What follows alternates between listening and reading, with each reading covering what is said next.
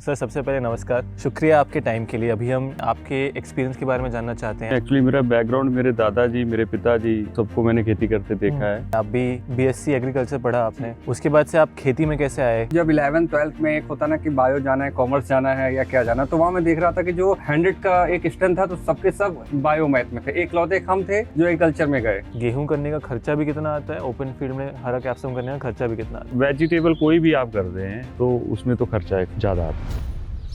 Poly house या कुछ भी लगाने में काफ़ी इन्वेस्टमेंट लगता है, और भारत में असलियत ये है कि बहुत सारे पॉली हाउस फेल भी हो जाते हैं। वो हर्डल को आप कैसे क्रॉस किए? कोई भी बिजनेस है उसके अप एंड डाउन जो है चलते रहते हैं। एक काम है उसमें कुछ लोग आगे निकल जाते हैं, कुछ लोग पीछे, तो कोई ना कोई कमियां रहती हैं करने वाले में। मानो मैं ही खेती कल कर रहा हूँ, 3 साल में मेहनत करूँ, सब कुछ सीख लूँ, और अगर सीखने के बावजूद भी अच्छा पैसा नहीं आए तो मज़ा नहीं है। जब आप 3 साल बाद इस चीज़ को एनालाइज करेंगे ना, तो तुरंत आप एक्सपेंशन पे जाएंगे, लेकिन पहले साल ही अगर एनालाइज करेंगे तो आप एक्सपेंशन पे कभी नहीं जाएंगे। ओपन फील्ड में आपको क्या क्या एडवांटेज मिलते हैं और क्या क्या आपके डिसएडवांटेज हैं? सबसे बड़ा डिसएडवांटेज तो यही है कि आपके असली ग्राउंड लेवल चैलेंजेस क्या है? मानो कल को मुझे एक आपका सहायता करना है। सीड कंपनियों का एक एमआरपी है, फर्टिलाइजर कंपनियों का एक एमआरपी है, लेबर का भी एक फिक्स है कि भाई ये देना है। फार्मर का एमआरपी नहीं है। ये एक फार्मर का सबसे दुखद पॉइंट है प्राइस को लेकर के।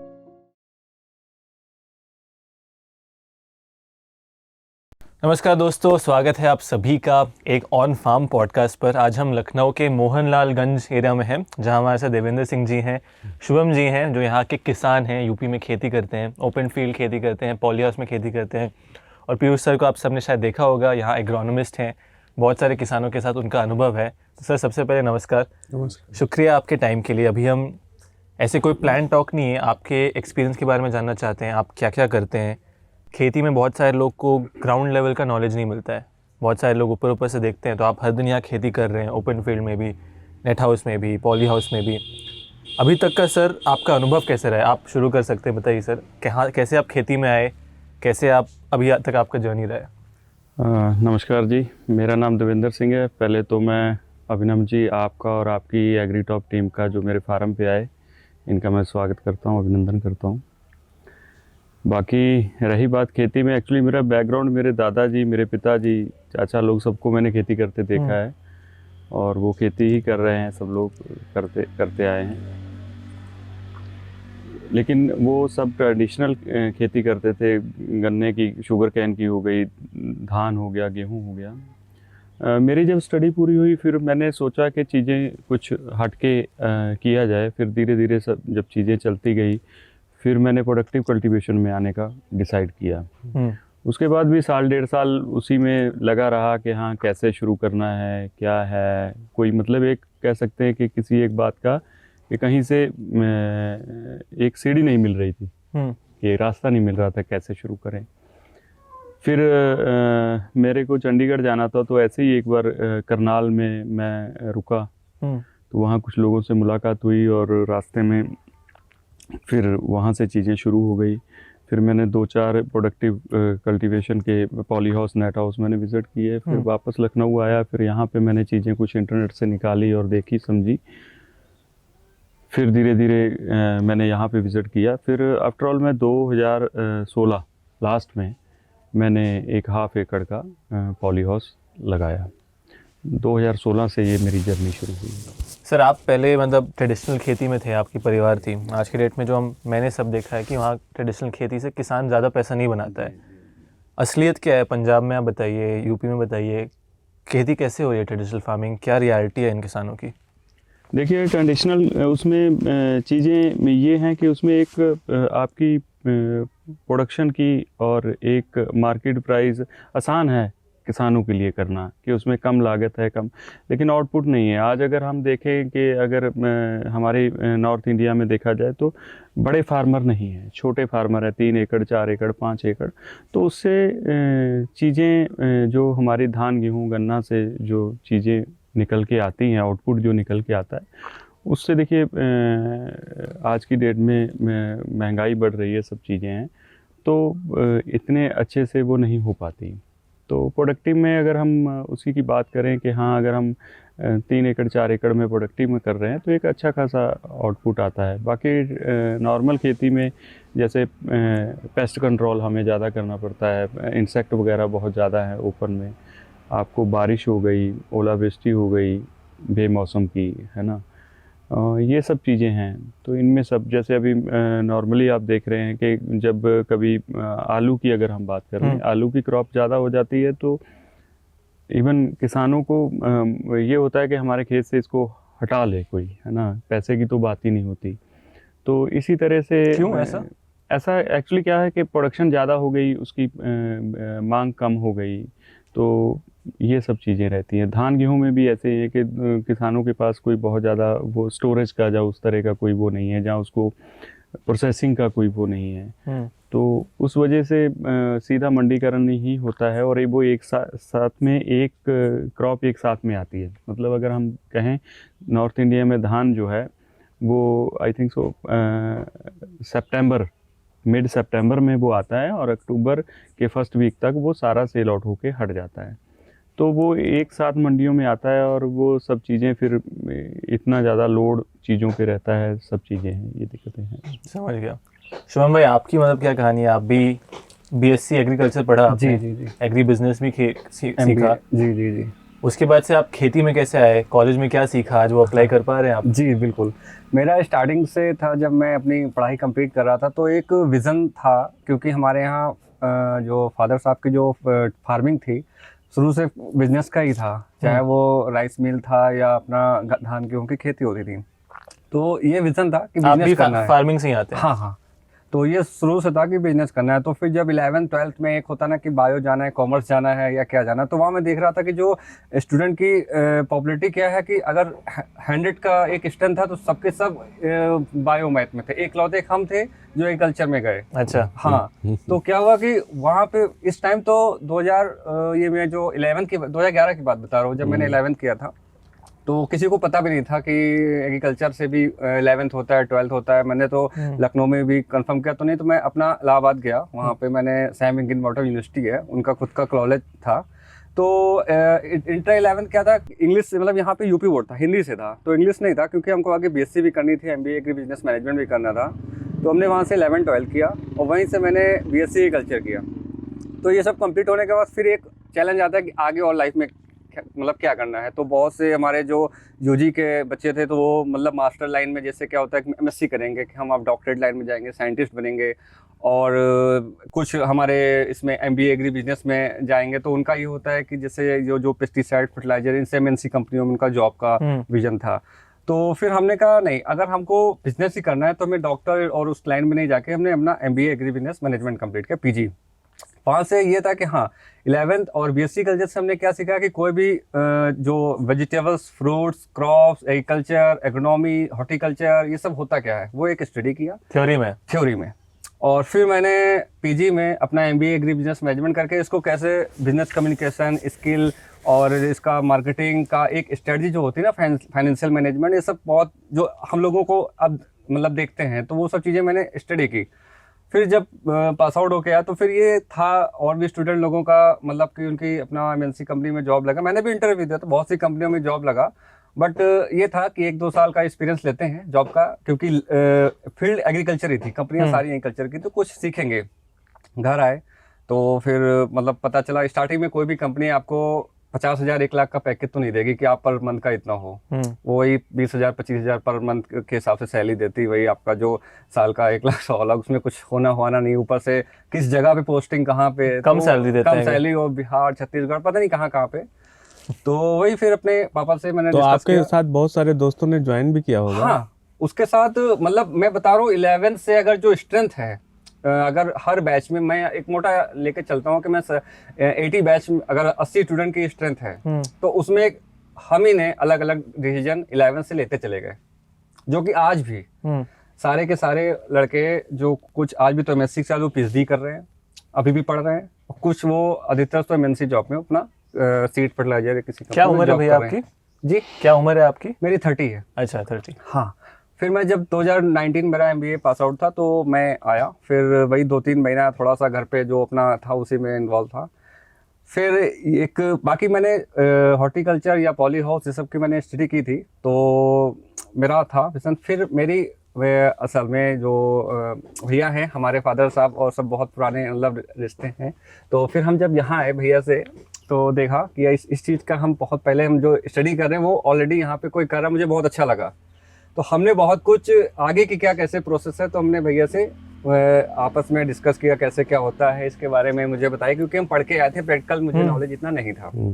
भैया ने बताया कि इसको कैसे क्या प्रोसीड करना है, तो उनके गाइडलाइन से हमने कैसे क्या लगता है, मैंने 1/2 एकड़ से 2019 में मैंने अपनी एक पॉली हाउस की शुरुआत की।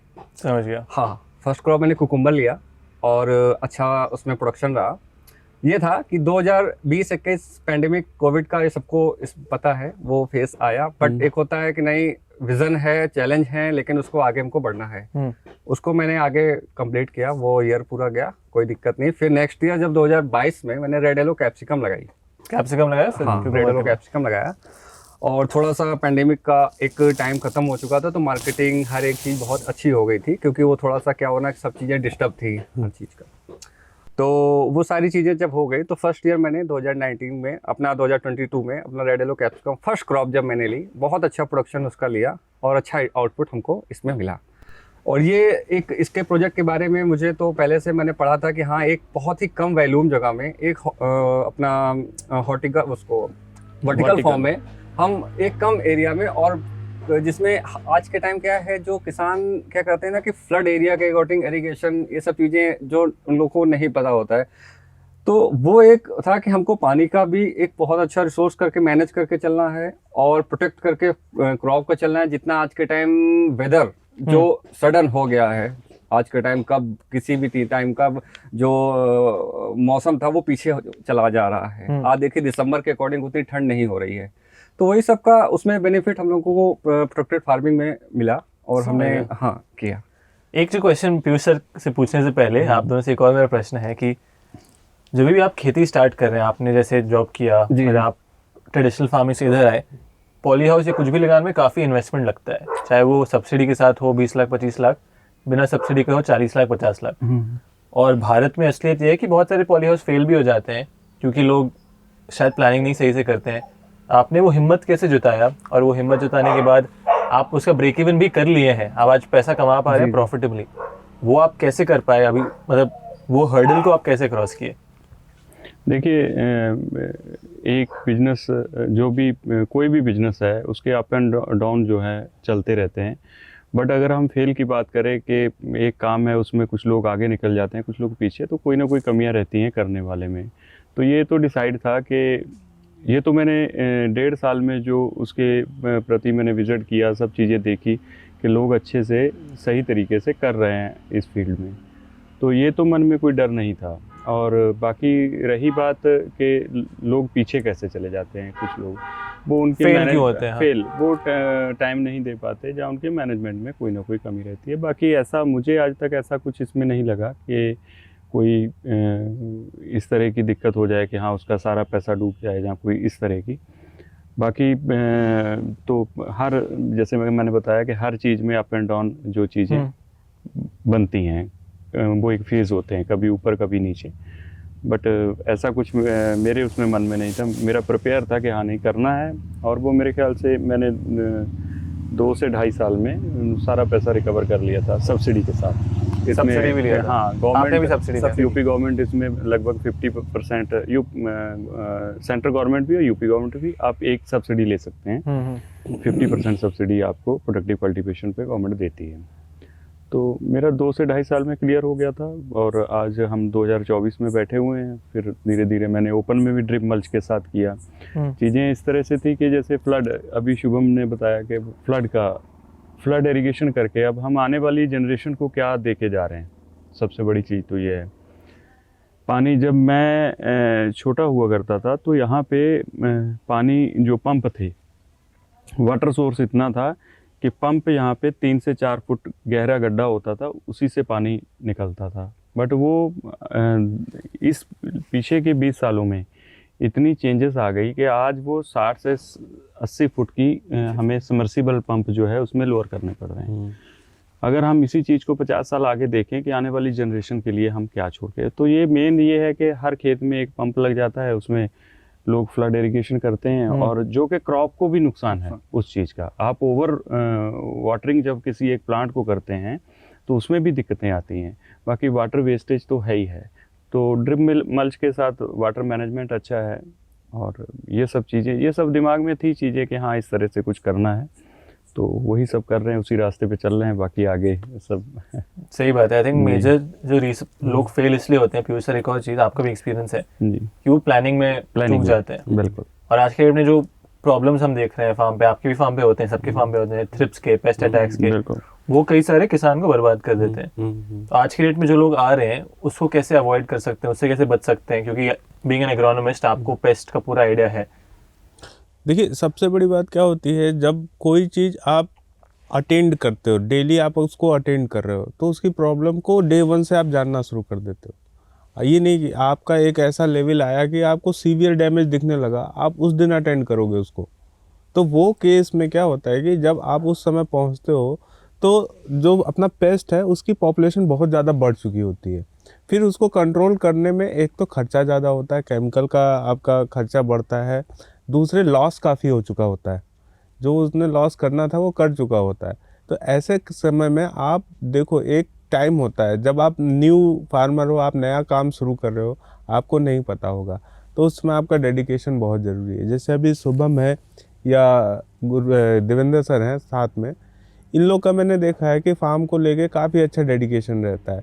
आप दिन में एक बार पूरा, मतलब कोई ऐसा कोना नहीं होता है जो वो अटेंड ना करें। तो ये चीज़ मैंने देखी है। दूसरा क्या होता है कि एक सैनिटेशन मैनेजमेंट होता है कि आपको वो प्रोटोकॉल फॉलो करने हैं, आपको वो चीज़ साफ़ सफाई मेंटेन रखनी है, चाहे पॉली हाउस के बाहर साइड हो चाहे अंदर साइड हो।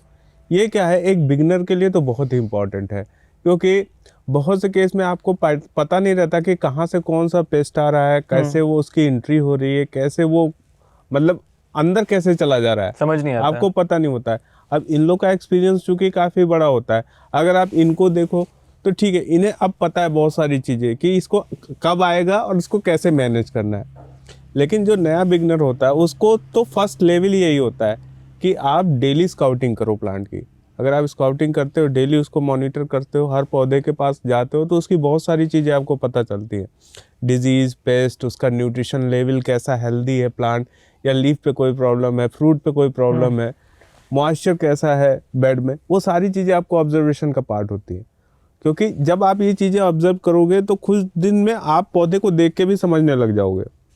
पौधा कहते हैं ना, पौधा आपसे बात करता है, बात करता है, आप उसको देख के ही बता सकोगे कि नहीं आपको इसमें ये काम करना चाहिए।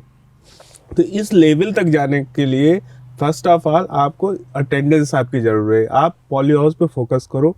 पहले साल देखो, आप कोई भी, ये भी एक बिजनेस ही है, ठीक है ना। आपने इतना पैसा लगा करके इस प्रोजेक्ट को शुरू किया और उसको आप टाइम नहीं दोगे तो थोड़ी प्रॉब्लम्स आने वाली है।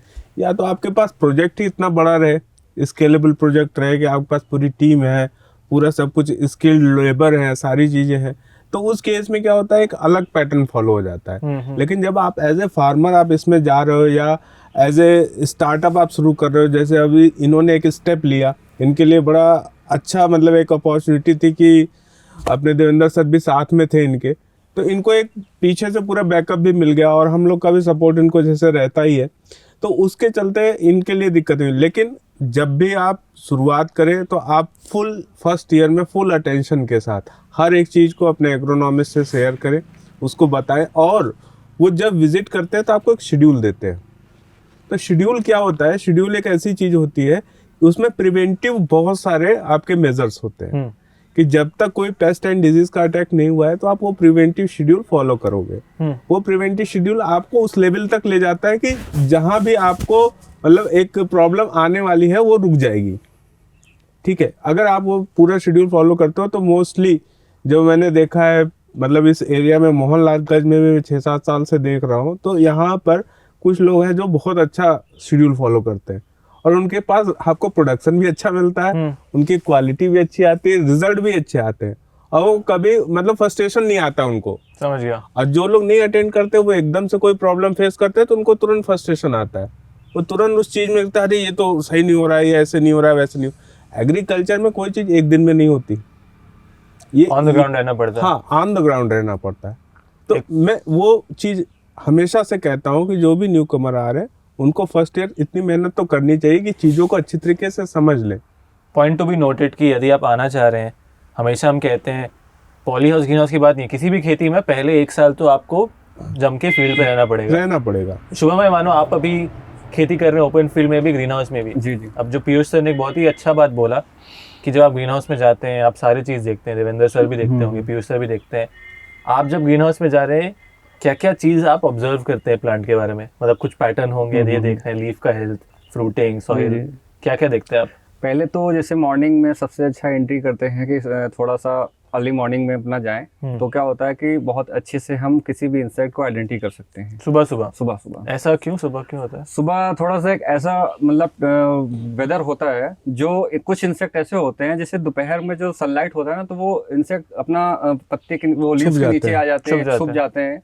तो आपको क्या कोई भी, चाहे वो कैटरपिलर हो, थ्रिप्स हो, माइट्स हो, या आपके उसमें प्लांट्स वो लीव्स में कोई भी फंगस लगी हो, वो आपको मॉर्निंग में बहुत अच्छा आइडेंटिटी होगा। तो जैसे हम लोग इन करते हैं ग्रीन हाउस में, तो सबसे पहले ये देखते हैं कि कैसा बाहर का टेम्परेचर है, कैसा अंदर का टेम्परेचर, वो फील करते हैं। नहीं तो उस पर अपना मीटर लगा होता है, उसमें हमने मेजरमेंट कर लिए, उसी अकॉर्डिंग किस टाइम पे कर्टन हमने ओपन करने हैं, कितना स्लाइड ऊपर करनी है, और फिर एक टाइम तक उसको शेड नेट किस टाइम देना, ये सब एक प्राइमरी अपना ऑब्जर्वेशन होता है। डे 1 के अकॉर्डिंग, जैसे मंडे टू संडे हम लोगों का डे के अकॉर्डिंग उसमें शेड्यूल रहता है कि हमको आज मंडे ये चलना है, वेडनेसडे ये चलना है, फ्राइडे ये चलना है, और सैटरडे को ये चलना है। तो उस शेड्यूल में हमारे सारे न्यूट्रिएंट्स एक डे के अकॉर्डिंग मेंटेन रहता है। तो उसको हमको प्रॉपर मॉइस्चर के साथ में, ये भी नहीं कि एक्सेस वाटर या वो भी सब प्रॉपर देखना होता है कि उतना पर उसमें हम लोगों का एक वाटर डिस्चार्ज होता है कि हमको 25 मिनट्स में हमको इतने लीटर्स पानी हमको अपना प्लांट्स में देना है। तो उसको हम लोग न्यूट्रिएंट मिला के अपना इरिगेशन करते हैं। तो ये एक हम लोगों के डे 1 के अपना चैलेंज होता है। फिर सबसे अच्छा होता है कि आपका जितने भी रोज हैं, जितना भी बेड हैं, आप कोशिश करो वॉक करो, प्रॉपर अपना देखो सुनो उसमें क्या दिक्कतें हैं, क्या चीज़ें हैं। तो इसके अकॉर्डिंग आप उस डे को, जैसे आपने सुबह ये सब आइडेंटिटी कर लिया ना, तो आपको माइंड में ये हो गया, क्लिक हो गया कि आज हमें क्या क्या कराना है, प्लांट मेरे से क्या कह रहा है, आज इसको शाम तक हमको ये दे देना है। तभी वो हमको नेक्स्ट डे वो हमें देगा फ्रूट्स या प्रोडक्शन। तो इस अकॉर्डिंग हमको उसको प्रॉपर स्टार्टिंग डे से आफ्टर ट्रांसप्लांट से लास्ट क्रॉप जब तक कंप्लीट होती है, उसी अकॉर्डिंग हम लोगों का मंडे के मतलब जैसे जो डे स्टार्ट होता है, इसी तरीके से अपना डेली रूटीन चलता रहता है, चाहे वो ओपन का क्रॉप का हो या प्रोटेक्टेड का हो। समझ गया। पीयूष सर, और कुछ इस पर आप ऐड करना चाहेंगे? देखिए, ये तो बहुत इम्पोर्टेंट है जो शुभम ने बताया। आपका ग्रीन हाउस में जो इन्होंने बताया कि सबसे पहले आप फील करो कि आपको कैसा फील हो रहा है, ये बड़ा इम्पोर्टेंट चीज़ है। जैसे इसके बाद इन्होंने बताया कि आपका, फिर हम बाकी चीज़ें देखते हैं कि पेस्ट का जो टाइमिंग होता है, सुबह ज़्यादा एक्टिव रहते हैं, सही बात है, ये इसी तरीके से मॉनिटर होता है। इसके बाद जो एक और इम्पॉर्टेंट चीज़ होती है जिसमें हम ये देखते हैं कि हमारा आज का लेबर का वर्क शेड्यूल क्या होगा, ठीक है, लेबर का वर्क शेड्यूल। हाँ। तो अभी क्या होता है, जो हम डेली मॉनिटरिंग करते हैं शुभम, तो सबसे ज़्यादा ज़रूरी क्या है भाई, आपने ये चीज़ें तो आपने अपने सेल्फ से ऑब्जर्वेशन करी। अब इसके बाद क्या है कि आपका डेली ऑपरेशन है, कटिंग है, प्रूनिंग है, ड्रेंचिंग है, स्प्रे है, और लेबर ने कितना काम किया है और आज क्या काम की रिक्वायरमेंट है, ठीक है। इसका ऑप्टिमाइजेशन करने के लिए आपको डेली मॉनिटरिंग ज़रूरी है। अगर आप वो नहीं करोगे तो लेबर क्या आ रही है और क्या काम करके चली जा रही है आपको पता भी नहीं चलेगा।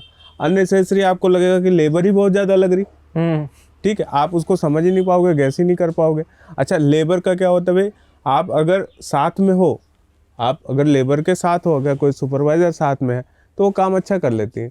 अगर आप छोड़ दोगे अनअटेंडेड तो वो लेबर भी आपका जो है उतना अच्छा काम करके नहीं देगी और टाइम भी ज़्यादा लगाएगी, ठीक है। प्लस बहुत से बार ऐसा होता है कि आप जब लेबर कोई नई आती रहती है कभी कभी, ठीक है, उसका भी ध्यान देना जरूरी है कि आपकी एक स्किल लेबर है, चलो आपने उसको ट्रेंड कर दिया, उसको पता है। लेबर मैनेजमेंट बहुत ही ज़रूरी है, बहुत ज़रूरी है, ठीक है। वो प्रॉपर अगर कटिंग नहीं करेगी, हमारा कोई इकोनॉमिक यील्ड ही प्रून कर दे रही है भाई, जैसे हमें मिलने वाला है कुछ, वो ही प्रून कर देगी तो उसने तो हमारे तो पैसे पानी फेर दिया। तो वहाँ पे आपका ध्यान देना जरूरी है। ये छोटी छोटी चीज़ें जिनको हमें बहुत ध्यान देना है। दूसरा, टाइमली काम होना जरूरी है। उदाहरण दीजिए सर। जैसे अभी तक हमने डिस्कस किया सबसे पहले कि एक्टिवली इन्वॉल्व होना चाहिए, देवेंद्र सर ने बताया कि एक्टिव इन्वॉल्व होना चाहिए। फिर जब ग्रीन हाउस में आप घुस रहे हैं, ध्यान से ऑब्जर्व करो, मॉनिटर करो क्या क्या चीज़ चल रहे हैं। तीसरा आप जो बताया कि लेबर को सही से संभालना चाहिए। चौथा पॉइंट पे आप आ रहे थे कि टाइमली सब कुछ होना चाहिए। उसमें क्या होता है सर? टाइमली का मतलब ये होता है कि देखो आप प्लांट जब ग्रो करता है ना, तो इसमें एक प्रोसेस है। जैसे कुकुम्बर बहुत रैपिड ग्रो करता है, ठीक है, कैप्सिकम थोड़ा सा स्लो आपको टाइम देती है। लेकिन अगर जो उसका कटिंग, प्रूनिंग और सारी चीज़ें हैं, अगर देखो वेजिटेटिव ग्रोथ और रिप्रोडक्टिव ग्रोथ का एक बैलेंस बनाना बहुत ज़रूरी है अच्छी यील्ड लेने के लिए। अगर आपने टाइम वेस्ट किया और समय पे नहीं प्रून किया तो वेजिटेटिव ग्रोथ में प्लांट की एनर्जी चली गई, ठीक है। आपका जो फर्टिलाइज़र, जो आपका सारी चीज़ें हैं, वो आपका एक तरह का जो न्यूट्रिएंट प्लांट ने लिया उसको वेस्ट कर दिया। तो वहाँ पे वेजिटेटिव ग्रोथ की प्रूनिंग आपकी अगर टाइमली होती है, इसके आप लोगों ने तो काफ़ी एग्जाम्पल देखे होंगे कि अगर टाइमली प्रून कराएं तो फ्रूट सेटिंग अच्छी बनी रही, ठीक। तो ये एक बड़ा इंपॉर्टेंट प्रोसेस होता है कि कोई काम को टाइमली कंप्लीट कर ले। समझ गया। उसका डिसएडवांटेज भी बहुत तगड़ा है। आपको एक तो यील्ड का लॉस होगा, प्लस आपका लेबर जो काम टाइमली करते हैं उसमें कम लगती है और जो लेट करते हैं उसमें ज़्यादा लगती है। पौधा एक बार गिर गया तो उसको संभालने में कितनी, ठीक है, और एक बार संभल गया और टाइमली सब कुछ कर रहे हैं तो लेबर आपकी खर्चे में मतलब बचत हो जाती है।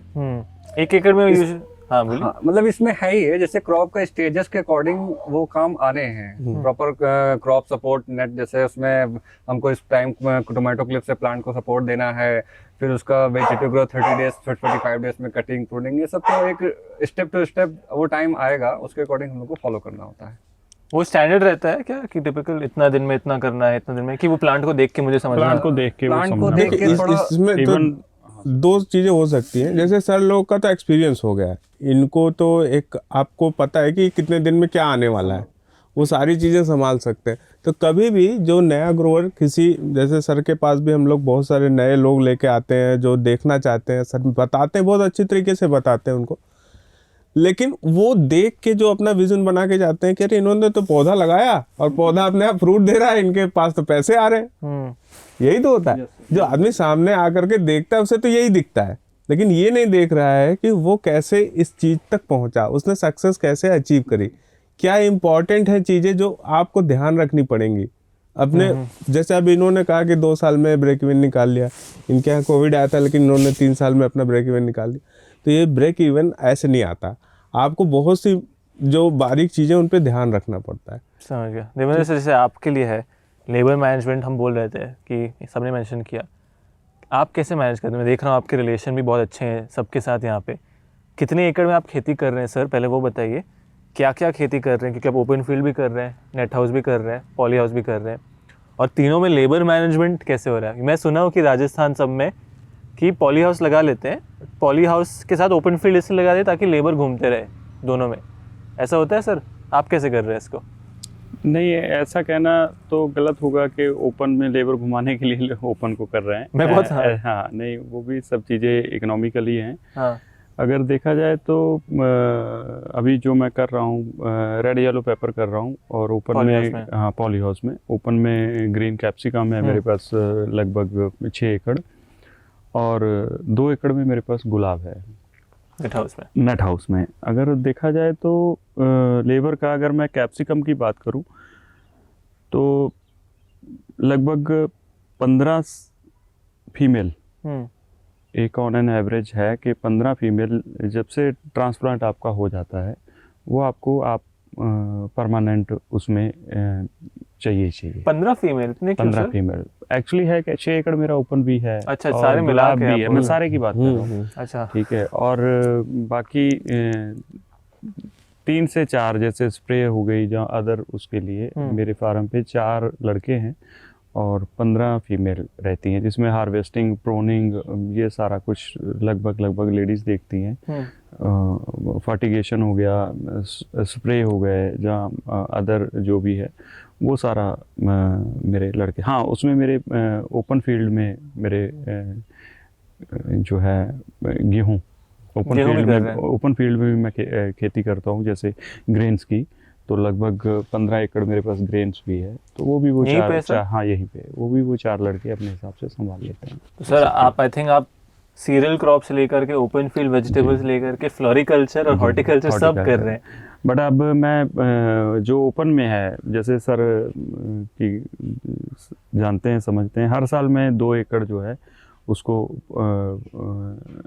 या तो ड्रिप मल्च के साथ या प्रोडक्टिव कल्टीवेशन के अंदर अब ऐड कर रहा हूँ, एक्सपेंशन एवरी ईयर एक्सपेंशन कर रहा हूँ उसको धीरे धीरे करके। प्लानिंग है कि पूरे को जो है मुझे ये जो ओपन फ्लड और ये सब चीज़ें हैं जहाँ ट्रेडिशनल जो है उसको अब धीरे धीरे करके मैं उसको हटा रहा हूँ। सर आपसे मैं समझ रहा था, एक्चुअली ओपन फील्ड बहुत सारे लोग को लगता है बुरा है, और बुरा नहीं है। ओपन फील्ड के भी अच्छाई होते हैं, उसके भी बुराई और डिसएडवांटेज होते हैं। अब आपको अनुभव है गेहूं से लेकर के सब्जियां का, ओपन फील्ड में आपको क्या क्या एडवांटेज मिलते हैं और क्या क्या आपके डिसएडवांटेज हैं?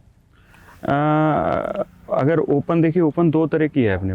एक तो हो गई हम ड्रिप मल्च के साथ जिसमें वेजिटेबल कर रहे हैं, ड्रिप मल्च लगा करके, है ना, उसमें हम वेजिटेबल, मेरे ग्रीन कैप्सिकम है सारे में। एक है मैं फ्लड के साथ ग्रेन्स कर रहा हूँ अभी उसमें, है ना।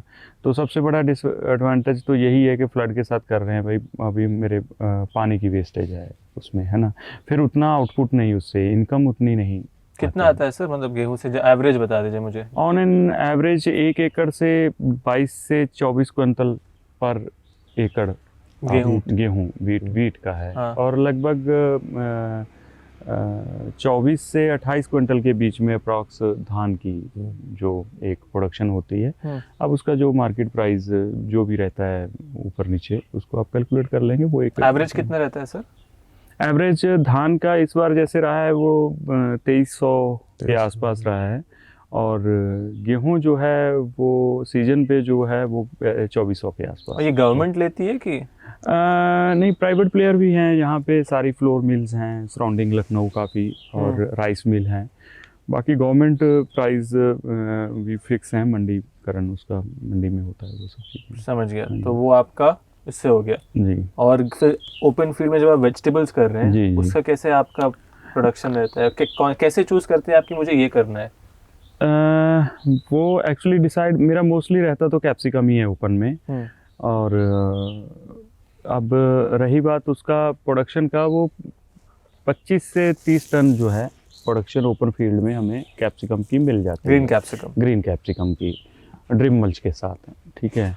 और प्राइस उसका एक ऑन एन एवरेज आप पकड़ लीजिए कि 20 से 25 रुपए के बीच में एक एवरेज प्राइस मिल जाता है। जैसे लास्ट ईयर कुछ ज़्यादा रेट थे, लास्ट ईयर की एवरेज भी ज़्यादा थी। अगर हम कैलकुलेट करें 3 साल की एवरेज मिला के, कभी 15 रुपये भी मिलता है, ऐसा नहीं है, बट 3 साल की जब हम उसको कैलकुलेट करते हैं तो 25 रुपये के आसपास की, जिसमें 12-13 रुपये की मंडी तक पहुँचाने की कॉस्ट तो आपकी मान के चलिए। दोनों में सर जस्ट लोग को अंडरस्टैंड देने के लिए, गेहूं करने का खर्चा भी कितना आता है, ओपन फील्ड में हरा कैप्सिकम करने का खर्चा भी कितना आता है? देखिए, खर्चा तो स्वाभाविक है कि आप ओपन फील्ड में अगर वेजिटेबल कोई भी आप कर रहे हैं अकॉर्डिंग टू ग्रेन्स, तो उसमें तो खर्चा ज़्यादा आता है।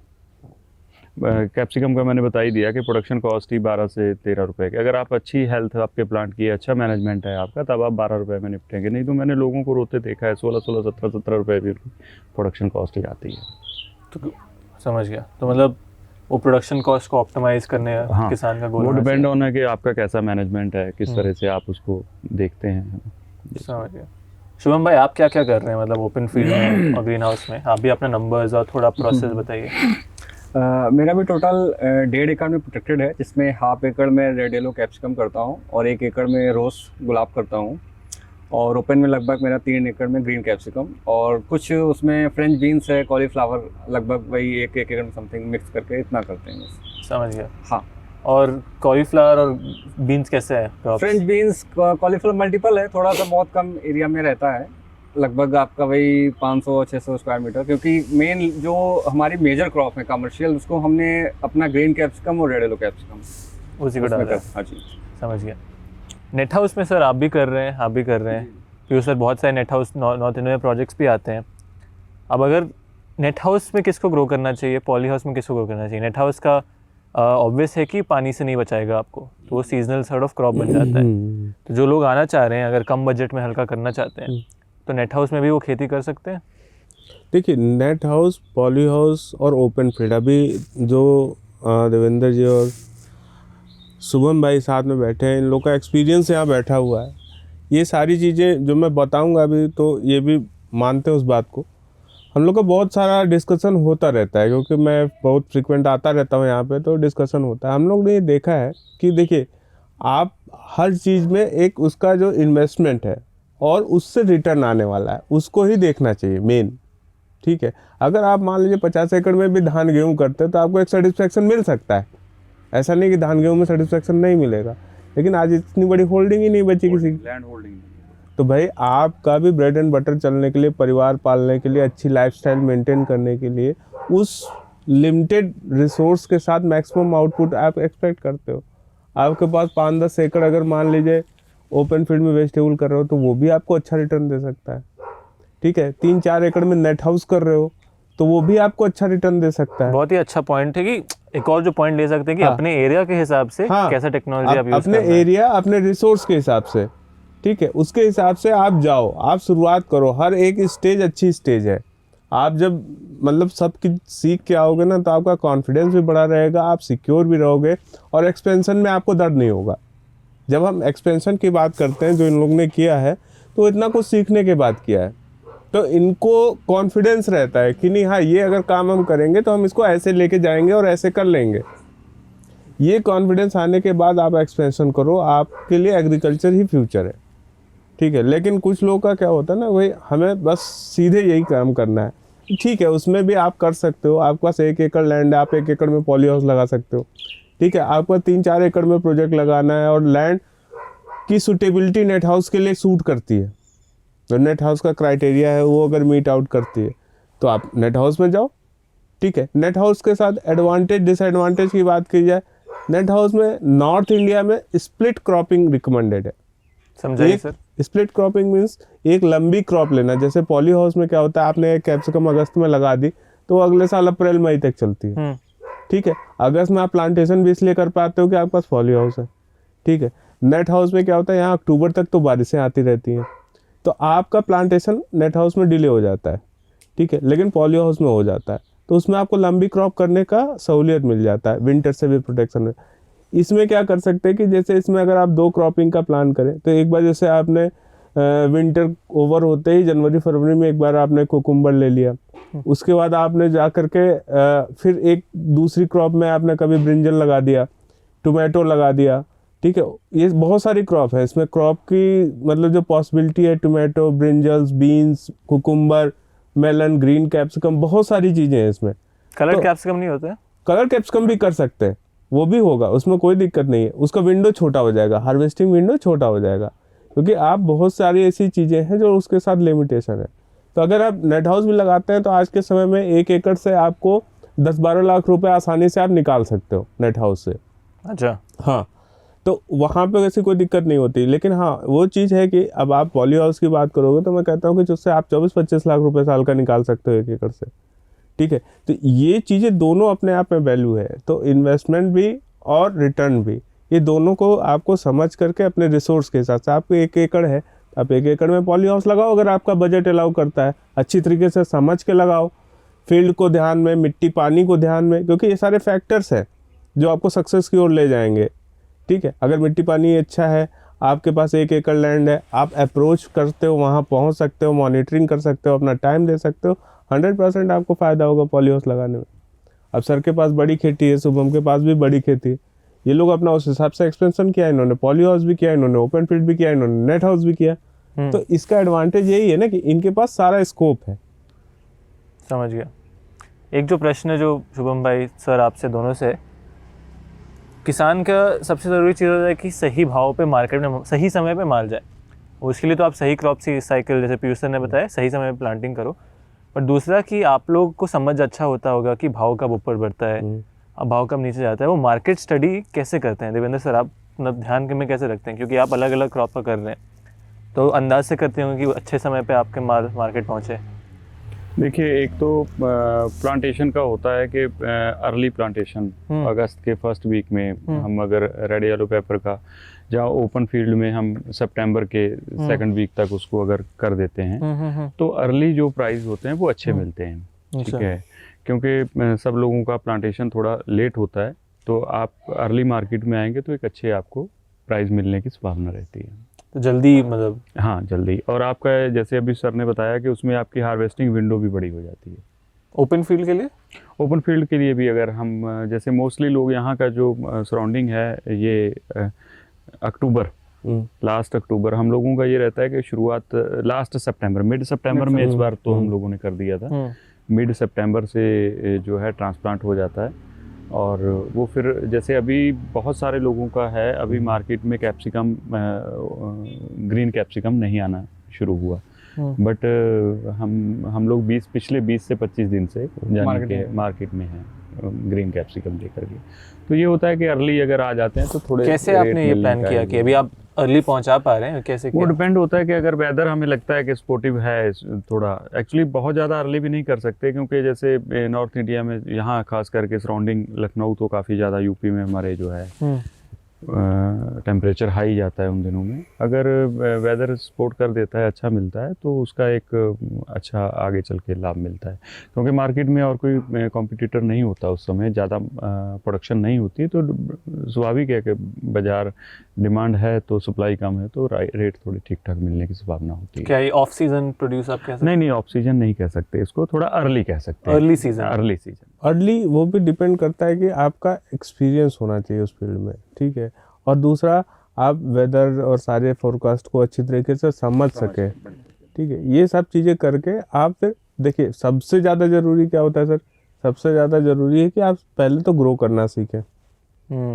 ठीक है, उसके बाद आप विंडो को एक्सटेंड करना सीखें, क्योंकि वो हार्वेस्टिंग बढ़ाती है, वो आपका ईल्ड बढ़ाती है। विंडो को एक्सटेंड कैसे करते हैं? एक्सटेंड मतलब प्लांटिंग टाइम को थोड़ा सा प्री प्लांट करना है, मतलब जैसे अगर अक्टूबर टाइम है तो उससे 15 दिन पहले आपको प्लांट करना है, तो विंडो एक्सटेंड होगी ना 15 दिन। बेसिकली जैसे कि अक्टूबर से अगर वो सीजन रेडी है तो तब तक मेरा नर्सरी प्लांटिंग मटेरियल सब रेडी होके लग जाना चाहिए। तो एक और जो पॉइंट है कि you have to be ready, season के समय रेडी होके मिट्टी में माल जाना चाहिए। मेन देखिए, इसमें सबसे इम्पोर्टेंट ये होता है कि हम किस टाइम अपनी नर्सरी टाइम भी देनी चाहिए, कि हमें 40 डेज समथिंग इतना टाइम हमें नर्सरी में लग जाएगा, और हमने जो प्लान कर लिया फोरकास्ट को देखते हुए कि हाँ कितना, मतलब जिससे क्या होता है कि थोड़ा अर्ली इसमें ये आ सकते हैं कि लास्ट सितंबर मिड सितंबर अगर हम ट्रांसप्लांट करें, हैवी रेनफॉल नहीं है, ड्रेनेज हमारे फील्ड का अच्छा है, तो हम ट्रांसप्लांट कर देंगे। थोड़ा बहुत बारिश हुई बट ड्रेनेज अच्छा हुआ, तो वही जो 15-20 डेज का जो हम लोगों का अर्ली इधर एक्सटेंड हो जाता है। और सबसे प्लस पॉइंट जो हमने टाइमली नर्सरी दे रही थी कि हमारी अर्ली 45 डेज एक हेल्दी नर्सरी मेरी हो गई, तो एक हम इसको भी इसमें ऐड कर सकते हैं। ये करने से हमारा मतलब प्लान थोड़ा सा मार्केट में पहले आ जाता है। सर एक जनरल क्वेश्चन ओपन सबको मैं पूछता हूँ कि मानो मैं ये वीडियो देखा हूँ आप सबका, आप सब अच्छे से खेती कर रहे हैं, मेरे पास 5 एकड़ ज़मीन है।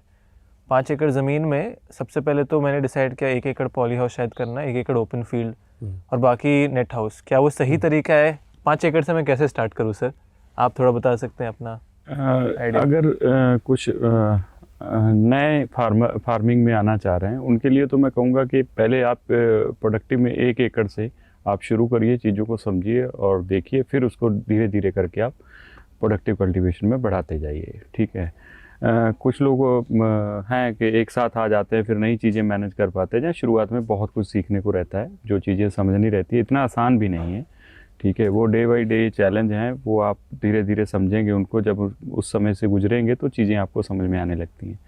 तो फिर जैसे जैसे चीज़ें क्लियर होती जाएँ आप उसको बढ़ा सकते हैं, आगे चल सकते हैं।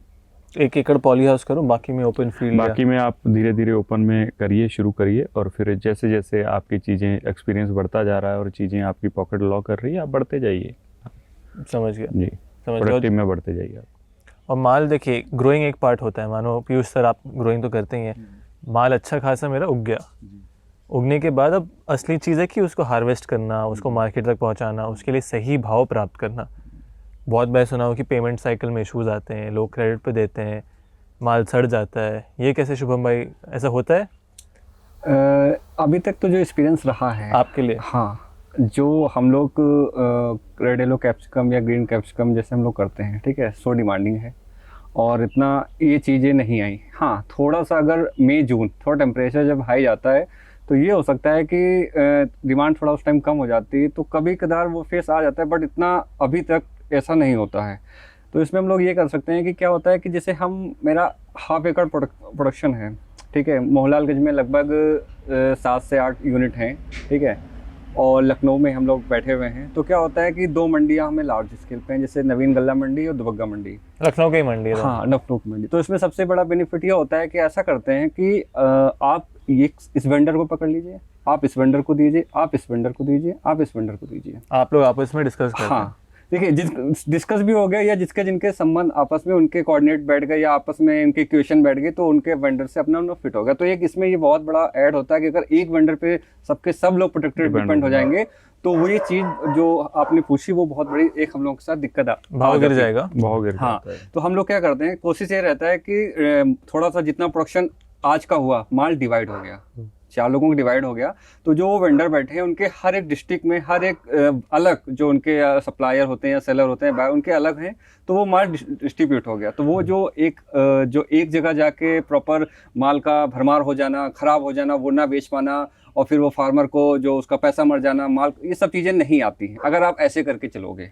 जैसे आप दोनों कलर कैप्सिकम कर रहे हैं, हाँ। आप दोनों में कंपटीशन नहीं होता है? नहीं, ऐसा कुछ इसमें नहीं है। देखिए हम बताएंगे, आज तक तो जो और फार्मर ऐड होते हैं, और ऐड होने के बाद हम लोग उनसे मिलते हैं और इतने अच्छे रिलेशन हो जाते हैं। और सबसे बड़ी बात मैं आपको बताऊं, उसमें ये होता क्या है कि इक्वेशन हम लोगों को कॉल पे डेली शाम को बैठानी पड़ती है कि क्या हो रहा है, क्या एक्सपीरियंस चल रहा है, कहाँ प्रोडक्शन करना है, उसका कॉल आना। हम लोगों को ये जो मार्केटिंग का पार्ट है, देखिए इसमें डेली हम लोगों को एक दूसरे से कोऑर्डिनेट करना पड़ेगा कि आपको क्या रेट मिल रहा है, हमें ये रेट मिल रहा है, आप अपने रेट पे रहिए कि हमको ये रेट पे ही माल हम दे पाएंगे। ऐसा भी होता है कि जैसे सर के और आपके हाँ। रेट में अंतर होता है? हाँ, डिफरेंट आ जाता है, जैसे कि वहाँ पे उस प्लेस पे क्या बिका और इस पे क्या बिका, तो हम लोगों का आपस में एक इक्वेशन है कि हमने आज ये रेट बिका, तो भैया ने भी उसी वेंडर से बात किया, हमने भी अपने से बात किया, तो क्या हुआ, दोनों लोग ने रेट का एक बराबर रेशियो रहा, ना इनको कम मिला ना हमें कम मिला, तो ये भी तो बेनिफिट हुआ। अब आपस में एक दूसरे से नहीं करेंगे तो वो, अरे क्या होता है कि उनको वही रेट मिल रहा है, यही रेट है, तो उसमें फिर मतलब देखिए वेंडर्स का क्या होता है कि यार फार्मर अपडेट है कि नहीं, उसको पता है कि नहीं, बट हम लोग क्या है कि ग्रुप कनेक्ट हुए हैं दिल्ली के और अदर डिस्ट्रिक्ट के, तो उसमें जो अड़तियां हैं या वेंडर्स वो अपने रेट डालते हैं, हम अपने रेट डालते हैं, तो वो हम लोगों से रेट का कर ही नहीं सकते, क्योंकि आजकल फोन का जमाना है, टेक्नोलॉजी का जमाना है, हर एक सेकंड का रेट का पता चलता रहता है। मंडी के थ्रू कैसे पता चलता है? वो कनेक्शन आपको बनाते हैं? टेलीकॉम जैसे मोबाइल आज की डेट में है, सबसे बड़ी चीज़ इसमें यही है कि प्रोडक्शन के साथ साथ आपको बाजार के रेट के बारे में अपडेट रहना बहुत जरूरी है। भले आपकी आज, हाँ मैं बता रहा हूँ, भले आपकी आज प्रोडक्शन हार्वेस्टिंग हो रही है चाहे नहीं हो रही, चाहे नेक्स्ट डे होनी है, बट आपको बाजार का भाव आज पता होना चाहिए। जैसे शुभम का गया, जहाँ दिल्ली मंडी क्या है, बेंगलोर मंडी क्या है, आज की डेट में वो टेलीफोन पे कनेक्टिविटी इतनी बढ़ गई है कि कोई चीज़ें इतनी मुश्किल नहीं है पहले की अपेक्षा। आप लोग के कॉन्टैक्ट्स हैं वहाँ? हाँ बिल्कुल। बट ये कैसे आप पता करेंगे वो सच बोल रहे हैं सर? नहीं, प्रॉब्लम एक्चुअली मल्टीपल ग्रुप्स बने हुए हैं, फार्मर के ग्रुप बने हुए हैं, उस पे जैसे 2-4 ग्रुप पे देखिए, ये नहीं होता कि सेम ही रेट आएगा। अगर दिल्ली मंडी आज खुली है 300 रुपये, तो सारे ग्रुप में 300 ही आएगा, किसी में 300 आएगा, किसी में 320 आएगा, किसी में 280 आएगा, तो थोड़ा सा डिफरेंस रहता है। तो उसी चीज़ को लेकर के फिर लखनऊ लोकल मंडी का रेट लेकर के फिर चीज़ें आगे बढ़ती हैं। हाँ, इसमें एक चीज़ मैं और ऐड करनी चाहूँगा जी, कि फार्मर, कई बार मैंने देखा है फार्मर आते हैं, वो सोचते हैं कि मैं 4 टन 3 टन 2 टन एक साथ माल बाज़ार में लेके जाऊँगा। तो मेरी सबसे अच्छा रेट पाने के लिए आप छोटी छोटी क्वांटिटी में आप अपनी उसको हार्वेस्ट करिए, ठीक है। जैसे आप ना 1 टन करके उसको आप 300, 200, 300, 400 केजी की क्वांटिटी में आप हार्वेस्ट करिए, तो आपको एक अच्छा रेट मिलेगा। और किसी एक वेंडर के ऊपर आप डिपेंड ना होइए, ठीक है। अगर आपके पास 1 टन रेड येलो पेपर है आज की डेट में, तो आप कम से कम 3 से 4 वेंडर को वो दीजिए, तो उससे आपको अपने आप ही रेट क्लियर होगा कि कौन ज़्यादा दे रहा है, कौन कम दे रहा है, कैसे क्या है। ये एक है उसमें। सर लेकिन जो आपने बोला 1 टन की जगह वो 300-400 केजी में जाओ, अगर मेरा जब मैं रेट बहुत अच्छा है उस समय 1 टन पूरा बेच नहीं दूं मैं, वैसे नहीं कर सकता हूँ? नहीं, मैं कह रहा हूँ आप करिए, उसको करिए, उसी क्वांटिटी में आप करिए, बट एक वेंडर पे डिपेंड ना हो। देखिए जैसे इसमें एक ऐड हम ही करेंगे, 1 टन आपका प्रोडक्शन है, तो जब आप एक ही वेंडर को दे दोगे तो क्या होगा कि वो जो मंडी रेट रहेगा तो वो रेट आपको फुल रेट नहीं मिलेगा, उसके ऊपर भी तो प्रेशर आएगा, प्रेशर आ जाएगा कि हमको ये माल निकालना है नेक्स्ट डे, तो फिर आपका 1 टन आएगा ना। तो क्या होता है, प्रेशर आएगा आड़ती पे कि तो वही क्या करता है कि हम लोग यही करते हैं कि कोशिश रहता है कि भले हमारे फार्म पे माल लगा हुआ है, विंटर का सीजन है, डिमांड चल रहा है, तो हम होल्ड कर सकते हैं। क्या होता है, विंटर में डिमांड रहता है तो हम लोग उसी अकॉर्डिंग पिकिंग कराते हैं, उसी अकॉर्डिंग हार्वेस्टिंग कराते हैं। निकालने का तो मैं आज अगर मैं स्टार्ट करूँ तो 5 से 6 क्विंटल आपका हाफ एकड़ से निकल आए, लेकिन क्यों ना उसको वीकली लेके चलें कि उसी को 1.5 कर लें, 1 कर लें। कोशिश सबसे अच्छी रहती है, हमने जो अभी तक सीखी है, मैं फोन ना करूँ वेंडर को, वेंडर हमें फोन करे, भैया माल है क्या। आपने अगर फोन किया तो आपने अगर फोन किया तो रेट उसका डाउन होगा, वो फोन करेगा तो रेट आपका रहेगा। मतलब वही चीज हो गई कि मार्केट में हमेशा डिमांड बना के रखना है, सप्लाई कम करना हाँ, है। उसके लिए आप देख रहे हैं ना अपनी लैंड में अच्छा। मेरे पास कितना प्रोडक्शन है, लेकिन आप उसको वो चीज प्रेजेंट करने ना दीजिए। मानो जैसे आपने 1 टन दे दिया मार्केट में, हाँ। तब इनके लिए रेट कम हो जाएगा। वो क्या होगा, देखिए अब उसके पास 1 टन माल आ गया, एक आप फार्मर दे और भी फार्मर आ गया, तो कहेगा यार देखो 5 टन उसका क्या करें। और अच्छी खासी मतलब दिल्ली देखिए अदर जो स्टेट में जो रेट चलेगा वही रेट रहेगा, 10-20 का अंतर रहेगा। तो फिर वो क्या करेगा, एकदम ग्राफ नीचे ले आएगा। और ग्राफ नीचे लाने से उसका क्या है कि वो माल खत्म हो गया। बाकी और जो फार्मर थोड़ा अलग अलग वेंडर्स को जो दे रहे थे, वो उठा के उसी वेंडर्स को दे, यार मेरा माल बेचो आज मेरे पास बहुत माल आ गया है। वहाँ भी रेट खराब हो गया और खुद का तो उसने खराब कर दिया। तो सबसे अच्छा ये होता है कि आप अपनी क्वांटिटी को मेंटेन करके चलो। इससे क्या होगा कि सबको, जितने भी फार्मर्स रहेंगे, सबको अच्छा रेट मिलेगा। सर वो व्हाट्सएप ग्रुप में एंट्री कैसे मिलता है, मैं भी जाना चाहता हूँ। नॉर्मली मेरे ख्याल देखिए से उसमें जैसे कि क्या होता है, मीटिंग्स कंपनी की, जैसे कोई भी फार्मर्स के बहुत सारी कंपनियों के ग्रुप होते हैं, बहुत सारे कहीं ना कहीं कनेक्टेड है आदमी। बन जाते हैं। मतलब जैसे सीड वाला है तो उसमें सीड वाले ने ग्रुप बना दिया, रेक्सॉन वाला, यूक्सेल वाला, तो ये सब लोग ग्रुप बनाते रहते हैं। तो मल्टी प्लेटफॉर्म पे सभी लोग कनेक्टेड होते हैं और हर साल मेरे ख्याल से 2-3 लोग नए भी जुड़ते हैं। जुड़ते रहते तो ये चीजें होती रहती हैं। और एक अच्छी बात इन्होंने ये बताई कि अगर आप अपने लोकल फार्मर्स जो हैं, आप नया शुरू कर रहे हैं, तो आप लोकल फार्मर के साथ अटैच होइए, डरिए मत। हाँ डरिए मत, वो उनके साथ अटैच होइए, चीज़ों को समझिए। वो पिछले कई साल से अगर मंडी कर रहे हैं तो उन्हें मंडी का बिहेवियर पता है, वेंडर का बिहेवियर पता है, मार्केट का ट्रेंड पता है, तो उनका भी एडवांटेज मिलता है। तो एक साल आप उनका भी सपोर्ट लेते हैं। मेरे ख्याल से आप लोग जो भी नए आते होंगे ग्रोअर जो आपके साथ होते हैं, हाँ, तो आप उन लोग के साथ मिलके काम भी करेंगे तो आपको अच्छा ही रहता है कि भाई आपका भी सिस्टम सही बना रहेगा और वो भी बेचारे लॉस नहीं खाएंगे। मार्केट को लेके पैनिक नहीं होना। अगर फार्मर पैनिक हो गया तो बाजार धड़ाम से नीचे आ जाती है और 2 दिन के बाद फिर वो सस्टेन करती है, 2 दिन फिर उसके बाद राइज कर जाती है। अभी कलर्ड कैप्सिकम का बात नहीं, जनरल बात कर रहे हैं। जनरल मार्केट का यही है, जब फार्मर पैनिक करता है तभी जाके बाजार जो है गिरती है। जहाँ वेदर का कोई इशू आता है, कोई बारिश आ गई या एकदम से गर्म हवाएं चलती हैं, तब जाके बाजार का ऐसे इशू आता है। अदरवाइज ठीक चलता रहता है, कोई बैलेंस चलता रहता है। सर किसान का मैं समझना चाहता हूँ अभी towards the end of the podcast, आपके असली ग्राउंड लेवल चैलेंजेस क्या है। मानो कल को मुझे एक आपका सहायता करना है, कंपनी होने के नाते या अपने होने के नाते, या कल मुझे कोई कंपनी बनाए जो आपके सारे तकलीफ़ों को दूर कर दे, वो तकलीफ को मैं दूर कैसे कर सकता हूँ। पहली बार ये क्वेश्चन पूछा, मैं मन कर रहा था, बताइए सर। सीड कंपनियों का एक एमआरपी है,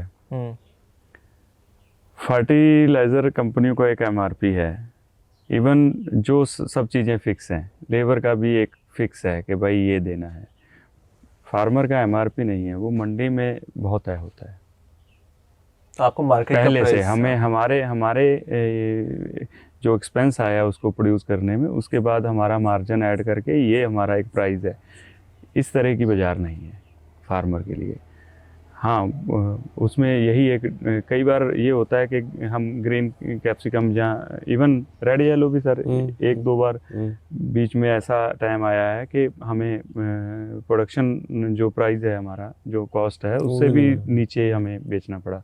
इवन ये दुखद है, शायद हो सकता है आप इसको चलाएं भी ना, लेकिन सच्चाई है, चलाएंगे 100%। कई बार चीज़ें ऐसी होती हैं कि ग्रीन कैप्सिकम हमारी 12-13 रुपए की आ रही है, लेकिन हम उसको बाजार में 5 रुपए में पहुंचा रहे हैं। बताइए सर, खुल के बताइए, प्लेटफॉर्म ओपन है। ये एक फार्मर का सबसे दुखद पॉइंट है प्राइस को लेकर के, कि बाजार में उसकी कोई वो नहीं है कि हाँ गारंटी नहीं है कि हम प्रोड्यूस तो कर रहे हैं आज। दूसरा है कि अब जैसे ओपन में हम कर रहे हैं, जहाँ ये सारी चीज़ें हैं कि वेदर, जहाँ हम नेट हाउस में कर रहे हैं, जैसे नॉर्थ इंडिया का आजकल वेदर काफ़ी चेंज हो रहा है। इस बार बारिशें बहुत ज़्यादा हुई हैं बहुत लोगों की क्रॉप, इवन मेरी भी सर कॉलीफ्लावर, आपको पता है कॉलीफ्लावर लगाया था, इवन बारिश हुई वो बर्बाद हो गया, बर्बाद हो गई। तो ये एक वेदर का चैलेंज रहता है, काफ़ी बड़ा चैलेंज होता है। तो ये सब चीज़ें हैं। सबसे पहले किसान को कोई एक फिक्स्ड रेट पे सॉर्ट, फिक्स रेट, बिल्कुल समझ गया, और उसकी जो प्रोडक्शन कॉस्ट है वो निकलने के बाद उसके बाद एक कॉस्ट एक डिसाइड होनी चाहिए कि हाँ भाई ये एक चीज़ें हैं, मतलब उस तरह का नहीं है कोई सिस्टम। तो आपने सर जो भी अभी तक शुभम भाई ने सिखा रहे थे कि बैचिंग करो, ये सब करो, वो सब करो, उससे ये प्रॉब्लम सॉल्व नहीं होता? देखिए उससे हम क्या कर सकते हैं कि अगर मैं आपको रेड येलो पेपर की बात करूं, आज कुछ लोगों ने मान लीजिए XYZ उसको बेच दिया आज 260 रुपये में, तो ये सब करके मैं उसको 280 रुपये में बेच पाया हूँ बाज़ार में, या 270 में बेच पाया हूँ। बट अगर मैं देखूं कि जब कि इतना बड़ा डिफरेंस नहीं ला सकता कि मान लीजिए उस समय हमारी प्रोडक्शन कॉस्ट के वो 20 रुपये नीचे चल रही है तो मैं उसको 5 रुपये ऊपर बेच दूंगा। अगर वो 30 रुपये में बिक रही है तो मैं 35 रुपये में बेच दूंगा। इवन उसके लिए कोई एक प्रॉपर सिस्टम नहीं है कि नहीं ये इनकी प्रोडक्शन कॉस्ट नीचे। इवन आलू के फार्मर सर, पोटैटो फार्मर, अभी लास्ट 2 साल से टमाटर के प्राइस बहुत अच्छे चल रहे हैं, बट उससे पहले आप देख लीजिए टमाटर के ये हालात थे कि उसको लोगों को डिस्पोज ऑफ करना पड़ा और उसकी भी जगह नहीं थी। मंडियों में आड़तिया उतरवा नहीं रहा था कि यार इसको हम गिराएंगे कहाँ, तुम अपना भाई समझो इन चीज़ों को। तो ऐसी सिचुएशन भी क्रिएट होती है। उसके लिए मेरे ख्याल से एक अच्छा एक ये भी हो सकता है कि प्रोसेसिंग यूनिट सर, है ना, तो एक इनिशिएटिव करना चाहिए गवर्नमेंट को, यूपी गवर्नमेंट को, स्पेशली सेंट्रल गवर्नमेंट को। मैं आपके चैनल के माध्यम से ये कहूँगा कि ऐसी जो सिचुएशन क्रिएट होती है उसके लिए भी कोई अच्छी प्लानिंग होनी चाहिए। इवन पोटैटो मैंने देखा है 2-3-4 साल के बाद सर एक ऐसा सीज़न आता है कि पोटैटो को फेंकना पड़ता है, तो उसके लिए कोई अच्छी एक्सपोर्ट का कोई प्रबंध होना चाहिए जहां हमारी प्रोसेसिंग यूनिट है टोमेटो के लिए। इवन कैप्सिकम भी मैं कर रहा हूं, तो कैप्सिकम में भी ऐसे फेज मैंने देखे हैं। तो ये थोड़ा सा कुछ एक मैं गवर्नमेंट तक अपनी एक बात पहुंचाना चाहता हूं आपके चैनल एक तरीके से कि एक मिनिमम प्राइस किसान को मिले। मिनिमम प्राइस किसान को मिलना चाहिए। शुभम भाई आपका क्या वो प्रॉब्लम है? Same problem? सेम प्रॉब्लम है कि प्राइस का हाँ, एक डिसाइडेड प्राइस होना चाहिए, क्योंकि उतनी कॉस्ट ऑफ कल्टीवेशन चीज़ें ऐड हो जाती हैं और हम लोग उस फेज से हमेशा गुजरते जरूर हैं। और ये 3-4 महीने पहले से, जैसे रेड येलो पेपर में मैं बात करके चलूँ तो पूरे सर लगभग 90 से 100 दिन के पहले से हम उसमें इवन नर्सरी स्टेज से, यानी 5 महीने पहले से उसमें इन्वेस्टमेंट स्टार्ट हो जाता है। नर्सरी तैयार होती है, फिर फील्ड तैयार होती है, फिर उसमें बेसल डोज, फिर लेबर, फिर ट्रांसप्लांट, एंड फिर उसको पूरे 90 दिन लगते हैं कलर कन्वर्ट होने में। अगर ओपन की बात करूं तो इसको 60 दिन लग जाते हैं पूरा हार्वेस्टिंग स्टेज में आने में। नर्सरी के अलावा ओपन में भी 45 दिन पहले जोड़ लीजिए। 3-4 महीने पहले से फार्मर अपना एक इन्वेस्टमेंट उसमें इंटरेस्ट डालना शुरू कर देता है, और फिर उसके बाद जाके मार्केट बाज़ार का उसको चीज़ें, अगर बाजार अच्छी हुई तो वेल एंड गुड, अदरवाइज तो वो फेस करता है अपने दम पे। मतलब आप लॉस भी देखते हैं रेगुलर? देखते हैं जी, होता है रेगुलर नहीं, मतलब 2-4 साल में एक ऐसा फेस आता है कि हाँ कभी लॉस या कभी बराबर और कभी अच्छा। लास्ट ईयर बहुत अच्छा गया, इस बार भी रेड येलो पेपर बहुत अच्छा है, तो ये ऑन एन एवरेज है। मतलब एक और लर्निंग है लोगों के लिए कि हमेशा आपको अच्छे दिन नहीं दिखेंगे। हो सकता है कि 3-4 साल में से 1 साल लॉस हो। हाँ, मैं आपको रोक रहा हूँ अभिनव जी, वेजिटेबल में 3 साल की इकोनॉमिक्स है। अगर कोई इसमें आ रहा है, अगर कभी बाजार ने कोई धोखा दे दिया, जहाँ कुछ और सिचुएशन, कोई और प्रॉब्लम होगी, प्लांट की हेल्थ कुछ गड़बड़ा गई, कोई उसको, है ना, तो उसमें पैनिक नहीं करना। कम से कम आफ्टर ऑल आप 3 साल उसको समझिए और 3 साल की एक एवरेज निकाल के देखिए कि हाँ हम प्रॉफिट में हैं। आप पूरा 100% अगर दे रहे हैं तो ये मेरा विश्वास कहता है कि आप बिल्कुल 101% एग्रीकल्चर में अगर कर रहे हैं तो आप प्रॉफिट में ही रहेंगे।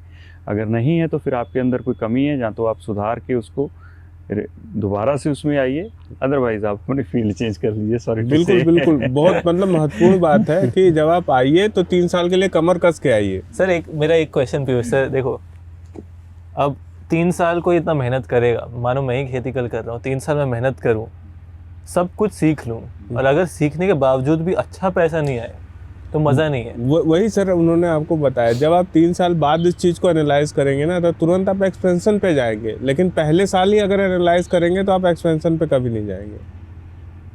ठीक है, ऐसा नहीं है। फार्मिंग बहुत सारा कम्युनिटी, अगर सर का भी देखो, शुभम का भी देखो, ये लोग बहुत लंबे समय से फार्मिंग कम्युनिटी में हैं, जुड़े हुए हैं। तो इनके अंदर पेशेंस है।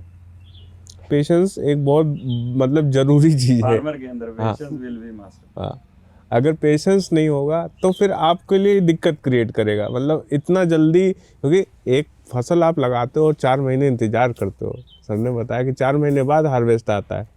तो 4 महीने तक प्रॉपर उसको इसी पॉजिटिविटी के साथ कि हाँ जब ये आएगा तो हमें पैसा देगा। तो मैं एक क्वेश्चन फेंकता हूँ, ये भी क्वेश्चन शायद मैं पूछा नहीं, मैं ये नहीं पूछूंगा सर आप कितना कमाते हैं, कितना ये करते हैं, बट मानो सब कुछ अच्छा जाए, 5 साल आप अच्छे खेती कर लें, आपकी क्या गोल है कि मैं खेती से मैं इतना कमाने वाला हूँ, चाहे वो 1 करोड़ रुपए हो, चाहे 1 लाख रुपए हो, 10 लाख रुपए हो, एक आपके दिमाग में नंबर होगा कि मेरे हाथ में हाँ इतना पैसा आ जाना चाहिए, ताकि वो जो 3 साल की मेहनत के बारे में हम बात कर रहे हैं, वो करने के बाद लोग को लगे कि ये भी हो सकता है, ये मुमकिन है। क्या है वो, ऐसा कोई नंबर है आपके दिमाग में? देखिए, नंबर तो अभी बताना मुश्किल होगा, लेकिन मैं अपने बारे में कह दूं, मैंने 2016 में शुरू किया और एक ठीक ठाक मेरा, मैंने बताया कि अभी प्रोडक्टिव में मैं 2.5 एकड़ पे हूँ। इवन अभी 2 एकड़ तो अभी मैंने लास्ट ही जल्दी लगाया है, आधे एकड़ में, और मैं 8-10 एकड़ में ड्रिप मल्च के साथ वेजिटेबल में हूँ जी सर, पिछले 6-7-8 साल से। जी। तो मैं अपनी जो मेरा लाइफस्टाइल है, जो मेरा संतुष्टि है, मैं सेटिस्फाइड हूँ और मेरे ख्याल से इतना काफ़ी होगा। बाकी मुझे तो खेती ने अच्छा खासा दिया है। मैं फैमिली को यार फॉरेन टूर करा पा रहा हूँ, मैं एक अपना बच्चों को अच्छे स्कूल में पढ़ा पा रहा हूँ, और मैं एक ठीक ठाक लाइफस्टाइल जी रहा हूँ। और सबसे बड़ी चीज़ ये है कि शांति है, पीस है, खुशी है। ठीक है, जॉब कर रहे हैं, आपको आनंद मिलता है? बिल्कुल। बस सर, एक्चुअली ज़्यादा बोलने की ज़रूरत भी नहीं है। शुभम भाई, आप कुछ कहना चाहेंगे? इसमें मेरा थोड़ा सा पॉजिटिव ये है कि ऐसा जब मैं स्टूडेंट मतलब पास आउट हुआ, तो जो एक वो था कि मैं उसमें एक चीज़ और जोड़ूंगा, कभी मैंने किसी गवर्नमेंट जॉब की प्रिपरेशन भी नहीं की थी, एक फॉर्म भी नहीं डाला था, क्योंकि 10th क्लास से था कि कुछ ना कुछ मतलब नहीं अपने फील्ड से तो बिजनेस करेंगे। ठीक है, तो एक ये रहता है कि यार इतना हो जा रहा है और उससे ज़्यादा भी हो रहा है कि हम अपने घर के घर में हैं, शाम को फैमिली के साथ में खाना खाते हैं, ना हमको किसी फेस्टिवल की छुट्टी लेनी है, पार्टी है हाँ शाम को अटेंड कर ले रहे हैं, ठीक है, और अच्छी लाइफ स्टाइल है और किसी चीज़ की अभी कोई टेंशन नहीं। इसलिए हम उस चीज़ से सेटिस्फाइड हैं कि हाँ इतना इनफ है मेरे लिए, कि कहीं जाके किसी स्टेट में मतलब जॉब करना, चाहे वो प्राइवेट हो या गवर्नमेंट हो, हम किसी जॉब की उसमें वो नहीं कर रहे हैं, लेकिन हम अपने काम से एक संतुष्ट हैं और सेल्फ डिपेंड हैं। ये पौधों के प्रति, प्लांट्स के प्रति जो एक कह लीजिए कि उनसे प्यार है जहाँ उनसे जो लगाव हो गया है, हाँ, ये वो चीज बोल रही है बिल्कुल। जैसे मैं महसूस कर पा रहा हूँ। सबसे बड़ी बात ये है कि आप को मैं अगर एक चीज़ और उसमें करूँ, जब मैं पढ़ते थे या वहाँ मेस का खाना या चीज़ें रहती थी तो इतना डाइजेस्ट बैलेंस नहीं था, जो हमारे अंदर मतलब हेल्थ में इशू आता था। मैंने एक चीज़ देखी है, और जब से मैं इस लाइन में आके काम में स्टार्ट किया हूँ तो इतनी पॉजिटिव वाइब्स और अंदर से एकदम कोई भी चीज़ें नहीं, और मतलब क्या जैसे ये प्रॉब्लम, तो आप फिट भी रहोगे और एक सुबह से लेकर शाम तक आपके अंदर थॉट, आपके अंदर वाइब्स, आपके अंदर एनवायरनमेंट वो बहुत पॉजिटिव रहता है। इस पॉजिटिविटी के अकॉर्डिंग काम करते हैं और उससे हम अपना एक जो होता है ना कि सेटिस्फाइड हैं, हाँ ये मेरे लिए इनफ है इतना। मैं ये पॉडकास्ट को ख़त्म करना चाहूँगा। जब मैंने पहला पॉडकास्ट किया था सर एग्री टॉक का, तरुण माल नाम का एक क्रेजी बंदा है, मतलब बहुत अच्छा किसान है, अच्छा बैकग्राउंड, अलग बैकग्राउंड से आता है, तो उसने मुझे ये बताया था कि अगर आप रात दिन पौधों के बारे में सोच नहीं रहे हो, सपने नहीं आ रहे पौधों के, आप आते हैं तो खेती मत करो आप। बिल्कुल, अगर सपने आते हैं खेती के तो आप 100% खेती करो। बिल्कुल। इसी के साथ कुछ आखिरी कुछ कहना चाहेंगे? नहीं, जो आपने कह रहे हैं ना वो चीज़ हम लोग को आती है। जब हम लोग ट्रांसप्लांट करते हैं, जब वो अगस्त से सितंबर का महीना आता है, तो हम लोग के उसी के सपने आते हैं। सच कह रहे हैं, सच्चाई है। जब कभी कोई वेदर में कुछ ऊपर नीचे होता है तो कोई दिक्कत होती है, तो सबसे पहले अगर रात में गहरी नींद में भी सो रहे हैं तो तुरंत तो जरा सी आहट होती है तो तुरंत आँख खुल जाती है। वो एक कनेक्शन है कि हाँ यार कुछ पौधे हमारे हैं। हाँ, पौधों में कुछ इस हमारे तरह की पौधे मतलब घर से भी निकलते तो अगर सुबह 4 बजे बारिश हो गई, ओपन फील्ड में मैं करता हूँ, तो मैं 5 बजे फार्म पे खड़ा हूँ बारिश चलती में, कि कहीं पे कुछ वाटर लॉगिंग ना हो जाए या कुछ इस तरह का। हाँ, एक चीज़ मैं थोड़ी सी इसमें और करना चाहूँगा कि हम इस तरह से उस बात को कह सकते हैं कि मैं अपनी वो शायद मैंने कुछ वो हम बच्चों को एक अच्छी हम एजुकेशन दे पा रहे हैं और एक अपनी फैमिली का हम अच्छे तरीके से चीज़ों को कर पा रहे हैं, और मैं अपने जॉब से जो है अपनी उससे सेटिस्फाइड हूँ, मेरा परिवार खुश है और मेरे लिए ये एक अच्छी चीज़ है। मैं बस खत्म कर जाऊंगा, हमारे वीडियोग्राफर हंस रहे हैं क्योंकि उनको रात को पौधे के सपने नहीं आते हैं, उनको कुछ अलग सपने आते हैं। अलग सपने आते हैं। शुक्रिया दोस्तों, आपके टाइम के लिए शुक्रिया सर, सर सबको शुक्रिया वीडियो देखने के लिए। मैं उम्मीद करता हूँ ग्राउंड रियलिटी मिला एक पॉडकास्ट के थ्रू आपको कि खेती में कैसे होता है। मैं भी सीख रहा हूँ, साथ ही साथ हम लोग को सिखाने की कोशिश कर रहे हैं। तो आपके टाइम के लिए शुक्रिया एंड मिलते हैं हम जल्द। Thank you. Okay, thank you.